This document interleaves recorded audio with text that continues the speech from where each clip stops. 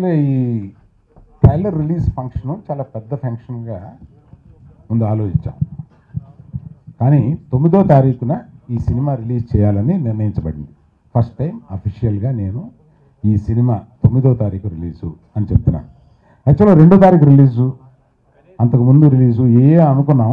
కానీ మనకి తెలుసు కదా, డిమానిటైజేషన్, బ్యాంకుల ముందు నుంచోవడం, ఏటీఎంల ముందు నుంచోవడం, వీటిల్లో ప్రజలు సినిమాకి వస్తారా లేదని ఒక చిన్న సందేహంతో మేము ఒక చిన్న రీసెర్చ్ చేస్తే 9వ తారీఖు 2 జేబుల నిండా డబ్బులు ఉంటాయి, మన సినిమా చూడడానికి వస్తారని నమ్మకం కలిగి ఇది 9వ తారీఖు రిలీజ్ చేయడానికి నిర్ణయించబడింది. ఈ 9వ తారీఖు రిలీజ్ చేయడానికి ప్రీ రిలీజ్ ప్రజాదీవన ఫంక్షన్ లాగా ఒకటి చేయాలని అనుకుని దాన్ని పెద్దదిగా చేసి అది 4వ తారీఖున ఆ ఫంక్షన్ చేయాలని అనుకున్నప్పుడు ఈ ట్రైలరు అప్పటి వరకు ఈ ట్రైలర్ చూసిన తర్వాత నాకే ప్రోగ్రాంలన్నీ మార్చేశాను.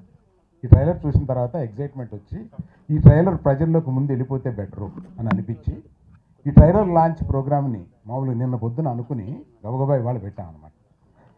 యాక్చువల్గా రామ్ చరణ్ ఊళ్ళో ఉంటే దీనికి కూడా రామ్ చరణ్ వచ్చేవాడు. కానీ రామ్ నీకు 4వ తారీఖు చేసే ఒక ఈవెంట్ పెద్దది ఉంది కదా, అందులో నువ్వు మాట్లాడుకున్నావు అని చెబుదు. కానీ మాకు రకుల్ ఉంది కదా, రకుల్ని పెట్టుకుని మేము ట్రైలర్ రిలీజ్ చేసేస్తామని ఫోన్లో చెప్పాను. So Rakul, you are the support for this.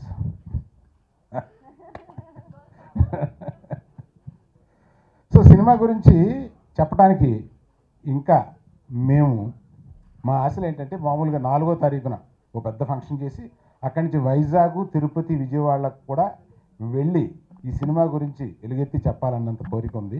అది ఎన్ని నెరవేరుతాయో త్వరలో చూద్దాం. ట్రైలర్ని 9వ తారీఖు రిలీజ్ అనుకున్నాం కాబట్టి ప్రజల్లోకి ఇది పంపించడం బాగుంటుందని చెప్పి అనిపించి ఇది నిన్న అనుకుని ఇవాళ ఎవరెవరున్నారు కనుక్కుంటే రకుల్ ఉంది ఊళ్ళో. ప్లీజ్ రకుల్ వస్తావా, మన ట్రైలర్ రిలీజ్ చేసేద్దామని అడిగి ఈ ట్రైలర్ రిలీజ్ చేశాము. థింక్ రెస్పాన్స్ విల్ బి అంటే నాకు నిన్న మొన్న రాత్రి చూసిన తర్వాత ఫుల్ ట్రైలర్ తయారు చేసి మా ఎడిటరు, డైరెక్టరు తయారు చేసి నాకు మొన్న రాత్రి చూపించారు. ఒక ఎక్సైట్మెంట్ వచ్చింది. సో సినిమా ఎలా ఉందో నాకు తెలుసు. నేను ఇంకా బోల్డ్ అకేషన్ ఉన్నాయి కనుక సినిమా ఎంత గొప్పగా ఉంది అనేది మిమ్మల్ని ఎక్సైట్ చేయడానికి నా దగ్గర కొన్ని ఉన్నాయి, నెమ్మదిగా చెప్తాను తర్వాత. మేజర్ ఈవెంట్స్ ఏంటంటే 4వ తారీఖున మనం ప్రీ రిలీజ్, ప్రజలు ఈ సినిమాని దీవించాలని కోరుతూ ప్రీ రిలీజ్ ఫంక్షన్ ఒకటి పెద్దదిగా చేయబోతున్నాం. దాంట్లో ముఖ్య అతిథులు ఎవరు ఏమిటి అనేది త్వరలో మేము మీకు చెప్తాము. ఆ తర్వాత ఈ సినిమా ప్రీమియర్ ఇంపార్టెంట్ ఏంటంటే ఈ సినిమా ప్రీమియర్ యుఎస్ఏలో జరుగుతుంది. అంటే యూనిట్ అందరూ యుఎస్ఏలో వెళ్ళి ప్రీమియర్ చేస్తారు. That is one of the, అంటే తెలుగు సినిమాలు జనరల్గా చాలా తక్కువగా జరుగుతూ ఉంటాయి. That is one of our excitement.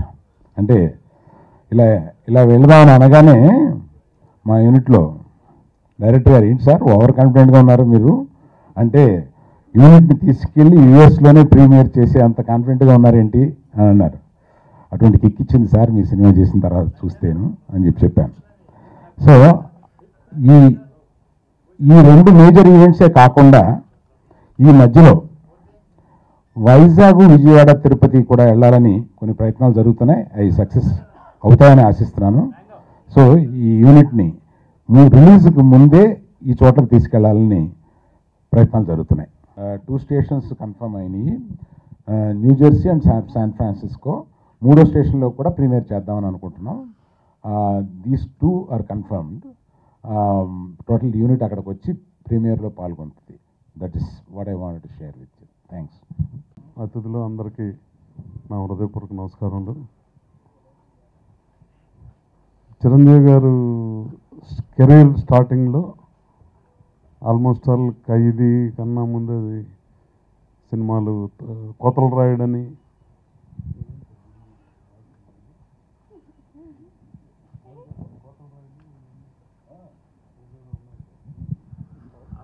చెన్నైలో గీతా ఆర్ట్స్ ఆఫీస్ ఉండేది. ఆఫీస్కి వెళ్ళి రాంప్రసాద్ గారి ద్వారా అరవింద్ గారు పరిచయం అవడంతో, అంటే ఆల్మోస్ట్ ఆల్ 30 years పైన అయింది. అప్పటి నుంచి అరవింద్ గారితో అదే అదే బాంధవ్యం, అదే స్నేహం కొనసాగుతూ ఈరోజు అరవింద్ గారి పక్కన నా పేరు వచ్చేటట్టు చేసుకోగలను అనేది నిజంగా ఇంత పెద్ద బ్యానర్లో నిజంగా నేను ప్రివిలేజ్గా ఫీల్ అవుతున్నాను. మెగా ఫ్యాన్స్ అందరూ చరణ్ మీద ఎంత పెద్ద హిట్ కోరుకుంటున్నారో వాళ్ళ ఫ్యాన్స్కి తగ్గట్టు నాలుగింతలు చరణ్ ఈ సినిమాలో కష్టపడి చేశాడు. ఎంత బాగా చేశారు, ఎంత బాగా తీశారు అనేది డైరెక్టర్ గారు కూడా ఈ సినిమా రిలీజ్ అయిన తర్వాత ఫ్యాన్స్ అందరూ కూడా తలెత్తుకునేటట్టు ఒక గొప్ప చిత్రం, చాలా మంచి చిత్రం ఇది. ఇంకా ప్రీ రిలీజ్ ఫంక్షన్లో దీని మీద కొద్దిగా నేను ఎలాబరేట్గా మాట్లాడటం జరుగుతుంది. ఈ అవకాశం ఇచ్చిన ఇక్కడ అందరికీ, మీడియా మిత్రులందరికీ నా హృదయపూర్వక నమస్కారాలు. Sir, good evening everyone. అందరిలాగే నేను కూడా 9th కోసం ఎదురు చూస్తున్నాను. I'm exciting. ఈ సినిమా గురించి నేను ఎక్కువ చెప్పలేను, ఒకటే చెప్పగలను. ఏంటంటే ఈ సినిమాలో జనరల్గా డైరెక్టర్, ఎంటైర్ యూనిట్ అందరూ కష్టపడతారు ఫుల్గా. బట్ ఈ సినిమాలో అందరికన్నా ఎక్కువ కష్టపడ్డది చరణ్ ఓన్లీ. అది నేను ప్రత్యక్షంగా చూశాను. సో నాకు ఈ ఆపర్చునిటీని ఇచ్చిన అరవింద్ గారికి అండ్ ప్రసాద్ గారికి నా కృతజ్ఞతలు. Thank you very much. Sir చాలా ప్రెషర్ బిల్డప్ చేసేసారు. ఆల్రెడీ రకుల్ మాట్లాడుతుంది అని. 20 minutes మళ్ళీ ప్లే చేద్దాం ట్రైలర్ లాగా. సో ఫస్ట్లీ నేను చెప్పాలి అంటే ఈ మూవీ చాలా స్పెషల్ అండి. ఎందుకంటే చాలామందితో సెకండ్ టైం పని చేస్తున్నాము ఈ మూవీలో. గీతా ఆర్ట్స్ అరవింద్ గారుతో, సూరి సార్తో కిక్ 2 తర్వాత, అండ్ చరణ్తో బ్రూస్లీ తర్వాత. And I think it's the best bunch of people that anyone can think of working with, and I'm really happy that I got to associate with them.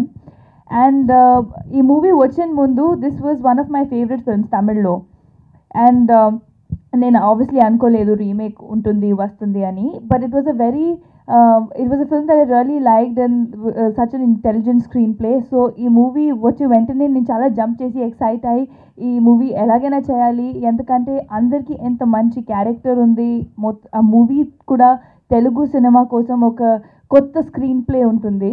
I think it's a very intelligent film with a very tight screenplay, and definitely Charan kuda oka kotta look lo kanipistunnaru. Andaru chepparu already chala kashtapadaaru. We used to discuss diet and his workouts all the time because our body meeru chusaru kada trailer opening lo. So he's really worked very hard for that, and we've all seen that. So I really hope that you all like the film. Meeku trailer nachindi, and I hope you like the trailer, and I hope you really enjoy the film also. And yeah, thank you so much.